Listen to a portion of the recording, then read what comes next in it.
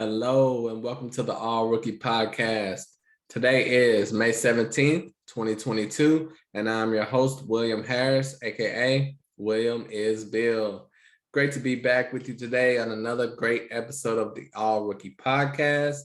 Glad to be back. You know, it took a little break after the regular season, and now we're in the playoffs with 4 teams left. It's been an incredible playoffs, incredible regular season. You know, our rookie class finished out with Scotty Barnes. Yes, won Rookie of the Year. It was a 3-way race, you know, so I had Evan Mobley winning it, but Scotty Barnes ended up winning it. Tremendous rookie class. And now it's time to get into the 2022-2023 rookie class. And with the lottery coming on today, the NBA draft lottery, we will see who will have those coveted picks 1 through 4, because this draft has 4 elite talents that everyone is clamoring for. There will be some other guys that move up in the ranks, but for right now, the top 4 are pretty much solidified. Now, I'm gonna tell you the teams that have the highest percentage chance to get those top 4 picks, and that is Houston Rockets, Orlando Magic, and Detroit Pistons. They all have a 14% chance to end up with the first pick in the draft, and more than likely will be in the top 4. The 4th team with the highest chance would be OKC, because they will have a 12.5% chance to end up in that with the first pick, which the higher percentage chances are to get that first round pick. The first pick, the higher percentage chance you will end up being in the top 4 as well. And 5th would be the Indiana Pacers, who finished 25-57. They have a 10.5% chance to end up with the first pick in the draft. You want to go a little deeper, you can go maybe to Portland. After that, it gets really like a lottery. You got a small chance of winning the lottery after Portland. Portland has a 9% chance. So those 6 teams have the best chance at winning the first pick overall. And that's the Rockets, the Magic, the Pistons, the Thunder, the Pacers, and the Trailblazers. So we're going to keep our eyes out and see which one of those teams get the first pick in the draft. Small chance someone else may get it, but more than likely one of these. And you know OKC is just dying to have that pick. They've been tanking for years. I think all us NBA fans want OKC to get that pick because we're tired of them quitting at the end of the year every year. But we will see what happens, and I'm going to go over my top 4 guys, which is pretty much everyone's top 4 guys in this draft. And I'm going to tell you my order that I have them ranked. And I have not heard anyone who has these 4 guys ranked the way I do. So we will see how this goes. And when we hear the lottery results, it could change, because say a team that has a star-studded point guard, they may not go for Jaden Ivey. If they have a tremendous power forward or center, they may not go for Chet Holmgren. So we will see. That lottery and how it lines up will possibly affect who drafts who goes where. But all these teams are so bad, it really may not. It's just depending on the team's preference. So let's get straight to it like it's nothing to it. Should I go in order? Let's go from 4 to 1. Okay, my 4th ranked prospect is, drum roll please,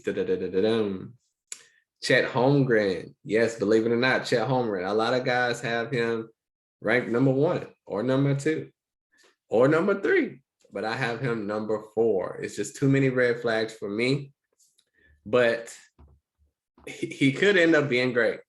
So I'm just going to tell you a little bit about Chet Holmgren, the power forward from Gonzaga. He is 7 foot tall, only 195 pounds right now. So that's a negative right there before I even get into his film. But he finished the season scoring 14 points, had 10 rebounds, 2 assists, 1 steal, 3.7 blocks per game. That is tremendous. And 2 turnovers per game. He shot 39% from 3-point range. That is tremendous. And his wingspan is 7 and 3.5. Which is great. I mean, when you're 7 foot, you're going to have a big wingspan. So it's not as important for centers, but power forward / centers, but it's still good to know.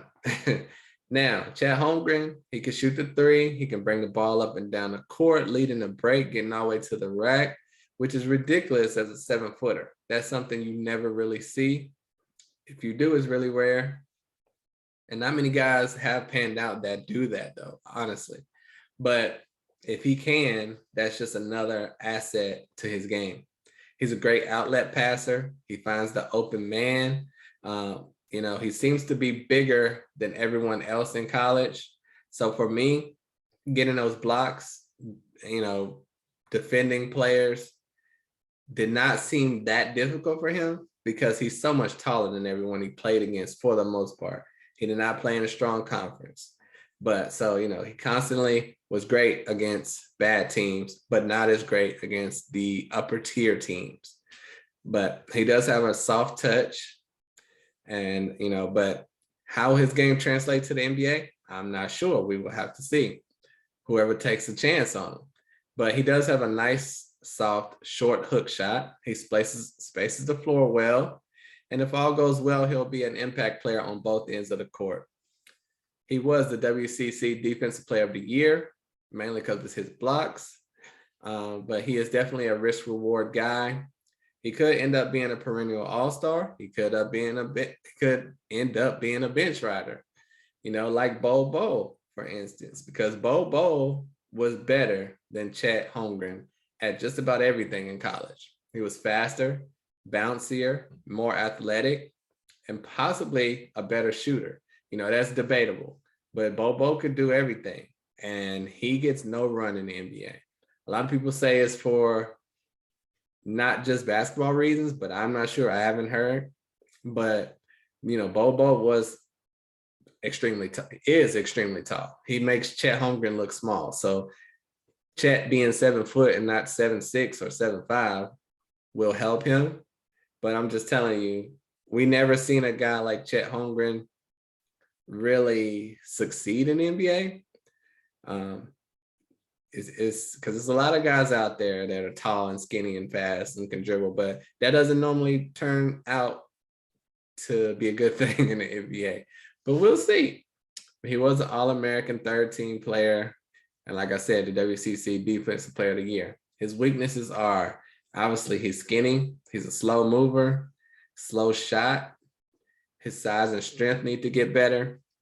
NBA size and strength will negate his good defense that he has shown in college because he will get bullied. And he did that. He did get bullied on multiple occasions in college when he came against bigger players. And like I said, he did not play as well against elite competition. So there's a lot of good things about Chet. He is kind of a one-of-a-kind type of player. And that 3-point percentage is incredible. But honestly, we just don't know how this is going to translate. If anyone tells you they do, they're lying to you. But I have doubts, and that's why I have him fourth. But if you're looking at this from a fantasy perspective, as long as he gets minutes, he should be a very effective fantasy player and, with potential to be great. I've seen comparisons to if he bulks up, he can get to be Anthony Davis. He's similar to Kristaps Porzingis. Honestly, for me, I'm not sure right now. We will see more as the, combine and all this stuff starts to play out, if he even participates. But as for now, I'm a little nervous. But now for my number 3 prospect, it's maybe another surprise for you guys, and that is Paolo Banchero, the 6'10" forward from Duke, weighing in at 250 pounds. He averaged 17 points, 8 rebounds, 3 assists, 1 steal, and 1 block per game, with 2.4 turnovers per game. He shot 34% from 3, which is pretty good. And he has a 7-foot wingspan. That's great. So now, as far as Paolo, he has a nice handle for a big man. He's a very aggressive player, very strong and powerful when he has the ball and when he doesn't have the ball. But he can hit the J, has a nice fadeaway. He handles the ball and just himself like a small forward, but he's strong and big like a power forward. He can have the ball from anywhere from the 3-point area and shoot the 3 or break down his man off the dribble and go all the way to the rack. He always has a nice package of moves ready to put on any defender, including a spin move that gets him straight to the rack. He looks a little awkward, unsmooth when he isn't in the paint, but that's just because he's so big and you're not used to seeing a big, strong player like that, so comfortable outside and inside. He's a smart player. That's obviously at Duke, that happens, but makes smart passes and finds the open man. He hits open threes, and to be 6'10", 250, 250 pounds and be able to go to the length of the court with the ball, it's just special. We mentioned that with Chet. Paolo can do it even better. But Paolo loves that jab step and crossover to get him where he wants to go on the court. He was the ACC Freshman of the Year, third team All-American. And, he's just a really good rebounder for his size as well. And if you want to go over his weaknesses, I would say he has a bit of a slow release sometimes. And, he just uses brute force, not skill, to score at times. And he's not very quick defensively. He can, and I'm sure he will, improve on his defense, but he's really going to need the right coach, the right team, the right situation to do that. If he goes to a team like OKC or Houston, which he probably will, I don't know how much they're going to get on him about his defense, because even with him, are they still trying to win right now? Or are they trying to tank for another first round pick next year, top 3 pick next year? We don't know. If he goes to Detroit, I think he'll be okay. Dwayne Casey does not play, so that'll be good for him. Orlando, they have some good defensive talent around him, so it will be okay. So that's my issues with Paolo Banchero. It's really not many issues at all. It's just he's my third-ranked prospect. That just goes to show you how good my number 1 ranked guy and my number 2 ranked guy are. Now, do you agree with me? Am I off so far right now? I don't know, but I'm just here to give you my perspective, which may be a little different than anything you've heard before or you're hearing or that you feel yourself. So debate with me. Let me know. Now we're getting down to number 1 and number 2. Who's it going to be? This guy's been climbing up the ranks. I've been seeing him ranked number 1 lately, but I have him number 2. Jaden Ivey, the 6'4" guard. I say point guard, but he's a point guard / shooting guard from Purdue, weighing in at 200 pounds, scored 17 points, 5 rebounds, 3 assists, 1 steal, and 0.6 blocks per game. He's a sophomore, shot 36% from 3, and his wingspan is around 6'8". That's really good, with him being 6'4" and that wingspan 6'8", that helps him out a lot. If you don't know Jaden Ivey, let me break it down to you like this. He's literally Ja Morant. I can just stop right there. I mean, what else do you need to hear? Ja Morant, incredible, led the Memphis Grizzlies to a deep playoff run this year. Well, mid-tier playoff run this year. But, injuries happen. But Jaden Ivey has no fear when he's attacking the rim, constantly looking to attack like a young Russell Westbrook out there. Super athletic. And he's crafty at the rim as well. Not only getting to the rim for himself, but he can make the pass to the open man in the paint. He can shoot the 3. I don't really like his form, but it works. That 36% is decent. Probably the borderline you want is like 33% and up. Anything above 33% is pretty much gravy. Anything under that, you start to wonder if they're going to be able to shoot the ball in the NBA. So he's above that tier, him and Paolo and Chet. So that's good. But, he has a nasty crossover. He's very shifty. And I mean, when you see his layup package, it's insane. I haven't seen a layup package like this since Kyrie Irving. He has quick hands on defense, very fast and aggressive player, great size for a point guard if he's going to continue to play point guard, which I hope he does. He has great vision. He's incredibly flashy, especially with his passes. And you love to see that. When you see a guy that's flashy for himself, it's like, okay. But when you're flashy, even on the passes, that just gets the team, the crowd, everyone hyped up. And as great as below the rim he is, he's even greater above it. He makes some special passes. Like I said, his first step is ridiculous. He's a really good defender as well, mainly because of his speed and athleticism. He gets those quick hands in the passing lanes and comes up with steals.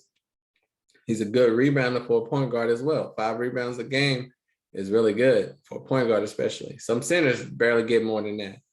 And he has improved a lot from his freshman year. You can tell he works hard and wants to be great. His shot has improved tremendously. I believe that 3-point percentage went up almost 10%, which is insane. And, he can play the point or the two, like I said. If you want to go over his weaknesses, there's not many. I would just say he needs to pass more at times. He needs to stay under control at times. That's on offense and on defense. And if you really want to be critical, you can say that first freshman year, he was not a one and done player. He averaged around 11 points per game. And then he jumped that up to 17. And like I said, that 3-point percentage was bad his freshman year. That jumped up to good his sophomore year. So is he this guy now? Is he somewhere in between? Was it a fluke season? I don't think so. But that's something players are going to be, teams, GMs are going to be questioning, poking around, trying to find the answers for, mainly for that shot percentage, because whether you can shoot or not is a big deal on whether you're going to be great. The athleticism, the attacking the rim, that's not going to change, but they're going to want to know if that shot is real. But that's my breakdown on Jaden Ivey. Love him as a player. And I mean, he easily can go number 1, 2, 3, or 4 in this draft. I can't wait to see where he lands. I mean, I hope he goes to the right situation. And I really want to know if he's going to play the point or the two. And I hope he doesn't go to a team where it's going to be 2 small guys as the point guard and the shooting guard. But we'll see. We'll see. I really think he can be John Morant-like, and I would love to see him with his own team.